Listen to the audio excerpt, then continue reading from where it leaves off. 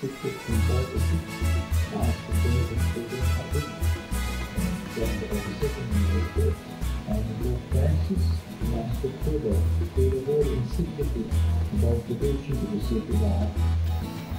In his revelations to St. Margaret Mary Alabaster, our Lord revealed to her the Mother of God, and saying, have this devotion, have a somewhat much over to the first body of the peace also when the Mother Mary is found the peace of our Christians to be outgoing new ways.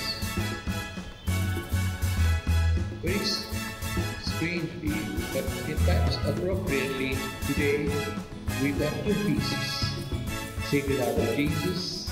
My dear brothers and sisters, all disciples of our Lord and children of Mary, once again a very happy feast to each one of you.